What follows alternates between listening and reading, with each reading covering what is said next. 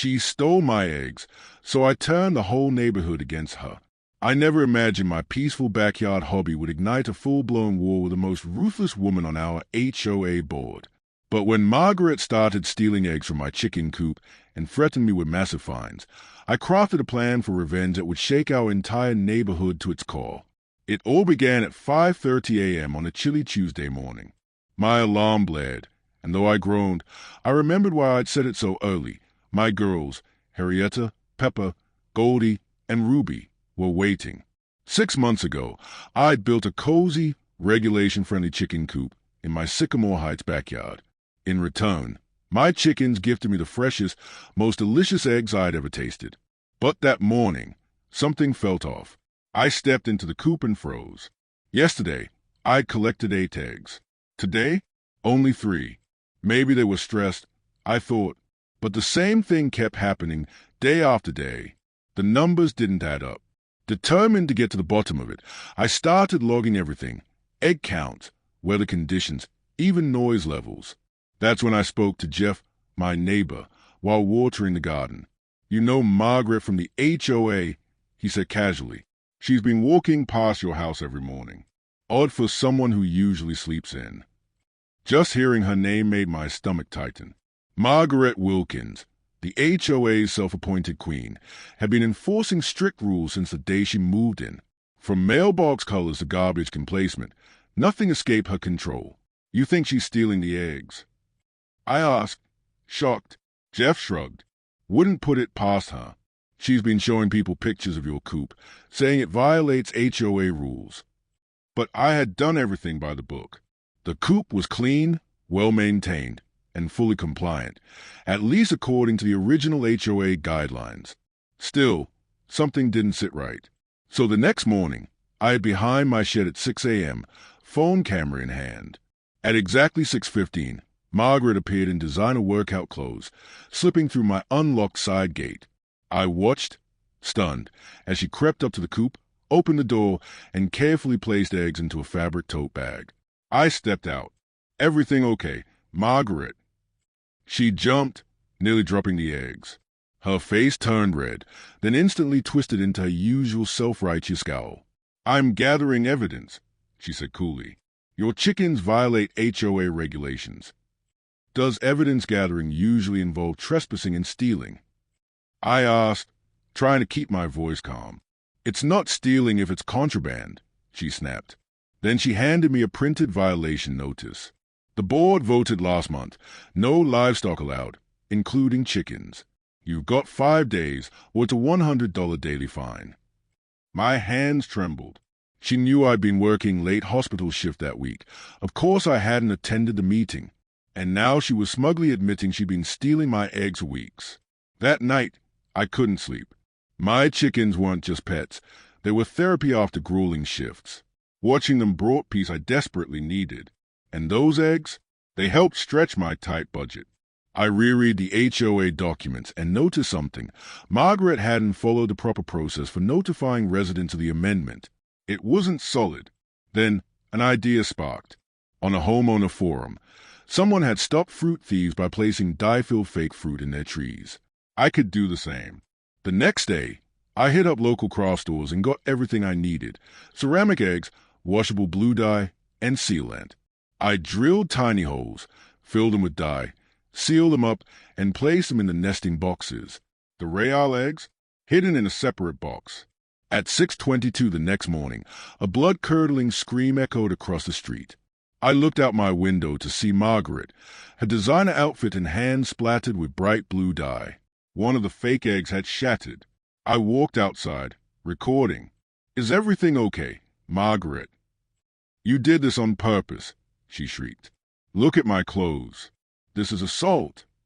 Why are you in my yard again?" I asked sweetly. "Those are decorative craft eggs. Just for the chickens, inspiration." Her jaw dropped. "I'm calling the police and the HOA attorney. You'll regret this." "You might want to think twice," I said calmly. "I have security footage of you trespassing and stealing eggs daily. That's an actual crime. Decorating a chicken coop? Not so much." She froze, considering her options. Delete the footage. I can't, but we can make a deal. You leave my chickens alone, and I won't share it. For a second, I thought she'd accept, but her eyes narrowed. You have no idea who you're dealing with. I run this neighborhood, she hissed, turning to leave, dripping blue footprint across my garden path. Had I just made a powerful enemy? 3 quiet days passed. No sign of Margaret. I hoped it was over, until the email arrived. Emergency HOA meeting. Health hazard at 247 Maple Drive. My address. Margaret had scheduled an emergency board meeting. Her email accused me of housing toxic substances and being aggressive toward HOA board members. She'd even attached pictures of her blue-stained hands as evidence, but conveniently left out the trespassing and theft. Twice, she sent an email to every resident in Sycamore Heights. My phone lit up with messages. What's going on? Are your animals dangerous? My kids walk by your house every morning. She was painting me as a villain. Panicked, I called my sister Amy, a paralegal. She was blunt. She can't do this. Emergency meetings have rules. She trespassed. You have video evidence. But she's best friends with the HOA president, I said weakly. Amy didn't flinch. Doesn't matter. She broke the law, and it's time you fought back. My side. Then make your case public, Amy said firmly over the phone. HOAs hate publicity. Build a website. Show your adorable chickens. Talk about the health benefits of fresh eggs, the environmental perks of local food. Post the security footage. Make it so embarrassing for them that they have no choice but to back off. That night, fueled by adrenaline and frustration, I built a simple site, Save Our Sycamore Chickens.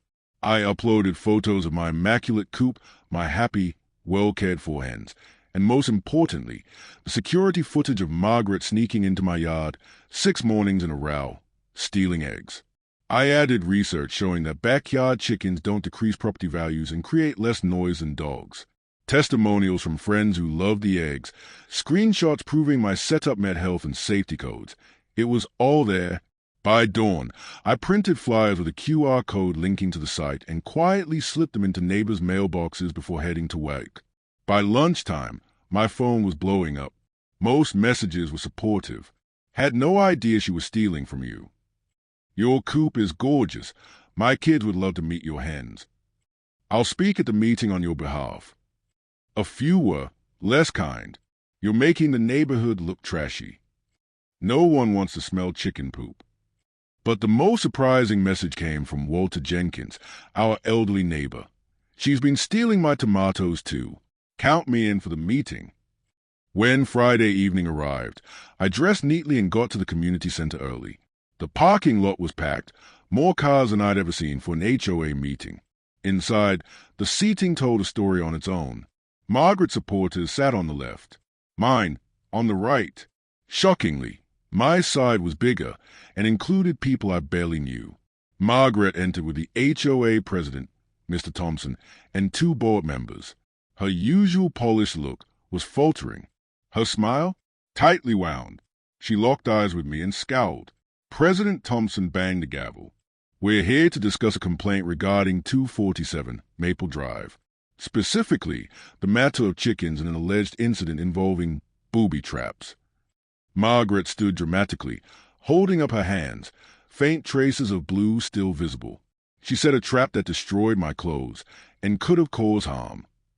I raised my hand. Thompson nodded. Before we get to eggshell incidents, I'd like to ask why Ms. Wilkins was trespassing on my property at 6 in the morning, without notice or permission. Gasps rippled through the crowd. I was conducting an inspection, Margaret said quickly. Without any notification? Is that standard HOA policy? I asked. A few people murmured in agreement. Show them the video, someone shouted from the back. Others chimed in. Thompson glanced at me. Do you have evidence of this? I connected my laptop to the projector. The footage played, Margaret slipping into my yard, reaching into my coop, taking eggs. No clipboard, no inspections, just stealth. Every day for nearly a week. When the lights came back on, Margaret was furiously whispering to Thompson. His discomfort was obvious. Even if she may have taken some eggs, Thompson began delicately. The issue remains that backyard chickens violate our recent amendment. About that, I said, pulling out documents. Section 7 of the bylaws requires written notice to all homeowners 30 days before any vote on amendments. That didn't happen. I have signed statements from 10 neighbors confirming they received nothing. Thompson looked at the papers, clearly troubled. We sent emails. Some residents don't check email, I said. No formal notice, no legal amendment. Walter Jenkins stood up slowly.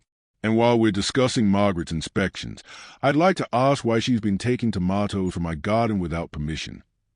It was like a dam broke. She took flowers from my porch. She opened a delivered package that wasn't Hayes. She borrowed my lawnmower and never gave it back. Margaret's face drained a color. Lies! All of them. They are targeting me for enforcing the rules. But her supporters now looked unsure. Whispers spread. The room had turned. Thompson cleared his throat. Given the irregular amendment procedures and the growing concerns about board conduct, I propose we table the chicken issue for now and review all procedural documents. Board member Mrs. Rivera, silent until now, spoke up.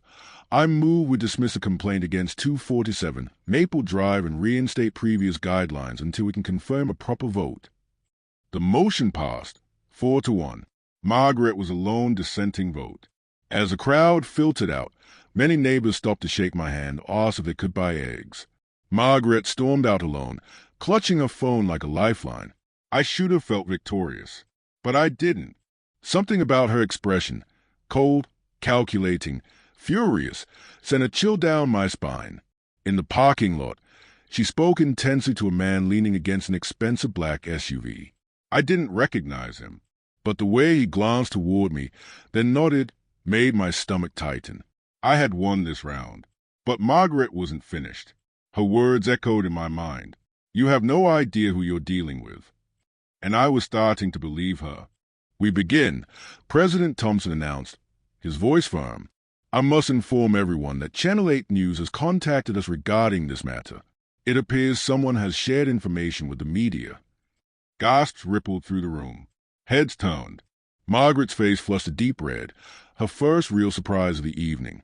I had sent the anonymous tip myself, a quiet nudge to the press about an overreaching HOA in a peaceful neighborhood. Public scrutiny tends to level the playing field. Ms. Winters, you may present your case, Thompson said, nodding to Margaret.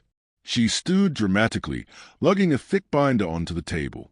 For 3 months, I've documented multiple violations at 1422 Wisteria Lane, she began, flipping through color photos of my modest chicken coop, twisted to make it look like a commercial farm. The homeowner has created an illegal livestock operation. When I tried to gather evidence, I was assaulted with a booby-trapped explosive device that destroyed my clothing and nearly caused serious harm. The audience gasped. I resisted the urge to roll my eyes. Ms. Winters, Thompson interjected, why were you collecting eggs rather than photographing from a public space? Margaret hesitated. I needed to document the full extent of the violation. So you entered private property without permission. His raised brow betrayed skepticism. Maybe he wasn't entirely in her pocket after all. For 40 long minutes, Margaret laid out her exaggerated case. She showed photos, fragments of the dye-stained ceramic egg, even brought a letter from a doctor claiming emotional distress. When my turn came, I stood calmly. I've lived in Sycamore Heights for 7 years. I began. I've always respected our community, but this isn't about bylaws. It's about harassment. I played the security footage. It showed Margaret entering my backyard on 12 separate mornings while I was at work, collecting eggs, not taking photos. Whispers swept through the room. Margaret sat stiffly, her color draining. Next, I distributed printouts of county ordinances. Backyard hens are legal in our county. Our HOA bylaws don't explicitly ban them. They only prohibit livestock that creates excess noise or odor. I showed photos of my immaculate coop, neighbor testimonials praising the cleanliness and quiet, and my ace, a community survey. Over 70% of residents supported backyard chickens. I'd been quietly building support for weeks. And the so-called explosive. I held up a sample ceramic egg. It's filled with washable craft dye, a harmless deterrent on my own property, meant to identify a thief. As I finished, the back door opened. A Channel 8 news crew stepped in, cameras rolling. Perfect timing. President Thompson cleared his throat. We'll take a 15-minute recess before the board votes. During the break, a frail man approached me. I'm Edwin Jenkins from Maple Street, he said, voice trembling. Margaret's been stealing my prize tomatoes for months, said I violated a garden height rule. His eyes welled. After my wife passed, my garden's all I've got. One by one, others joined us, sharing similar stories. Margaret's reign of petty terror had gone far deeper than I knew. When the meeting reconvened, Thompson opened the floor. Neighbors stood and spoke, some hesitant, some furious, each recounting their own brush with Margaret's selective enforcement. The vote wasn't close. The board ruled 6-1 in my favor. The chickens could stay. They also launched an official investigation into Margaret's conduct. As the meeting ended, Margaret stormed toward me, her face twisted with fury. This isn't over, she hissed. I'll take it to the county. I'll sue you personally. I handed her a small bottle of detergent. For your blouse, I said gently. Instructions on the back. The cameras caught it all. 3 days later, as rain lashed the windows, I stood in my kitchen sipping coffee, watching my hens huddle in their cozy run. The Channel 8 segment had aired the day before. I'd become the local symbol of resistance, but the victory felt oddly hollow. Margaret's car hadn't moved. Rumors said she'd taken sick leave. I hadn't wanted to ruin her, just stop the harassment. Then the doorbell rang. President Thompson stood there, dripping wet. I offered him a towel and coffee. Margaret resigned this morning, he said, but that's not why I'm here. He slid a folder across the table. Inside were bank statements, over $14,000 missing from the HOA reserve. We believe Margaret's been skimming for years. Fake maintenance fees, services never done. She handled all the paperwork. My mind reeled. Why tell me? Because you did the research. You understood the bylaws better than any of us, and you had the courage to stand up when no one else would. He hesitated. We want you to take Margaret's place on the board. I nearly choked. Me? After all this? Sometimes, he said, the best watchdogs are the ones who've been bitten. That afternoon, a moving truck arrived outside Margaret's house. I watched from the window as she directed movers, never once looking in my direction. Then my phone rang. A gravelly voice said, "Is this a chicken lady?" "Who's calling?" "Dave Perkins. I run Sunnyside Community Garden in Pinecrest. Saw you on the news. Impressive work." He explained that gardens like his were under similar attacks from HOAs. They were organizing to protect urban farming rights, and they wanted me to help lead it. Before I could answer, a crash outside sent me running. Margaret was storming across my lawn, wielding a rake. My chicken coop door swung open behind her, my hens in a panic. "Margaret, stop." "I'm fixing the problem for good," she screamed. "Your stupid chickens ruined my life." We struggled in the mud, the rake slipping between us. Neighbors gathered. Phones recorded. Finally, we both collapsed, soaked and breathless. And then, absurdly, we started laughing. "I'm moving to Arizona," she said after a long pause. "My sister's there." "Good choice," I replied, helping her up. The crowd watched in stunned silence. "I never stole that money," she whispered, "but they'll blame me anyway." "Then help me find out who did," I said, "before you go." She paused, then nodded. 2 weeks later, the truth came out. Robert, the quiet HOA treasurer who'd always backed Margaret, had embezzled the funds. Margaret had suspected, but turned a blind eye in exchange for his loyalty. I did accept the board's offer. My first act? Drafting a fair, comprehensive urban farming policy. It passed unanimously. 6 months later, I received a postcard from Margaret. No message, just a photo of Arizona desert, with a family of wild quail running through it. I keep it on my fridge, next to a newspaper clipping about our new community garden. We share more than vegetables now, stories, advice, and yes, fresh eggs. The blue dye-filled ceramic egg still sits on my windowsill. I don't need it anymore, but I keep it as a reminder. Sometimes standing your ground doesn't mean standing alone.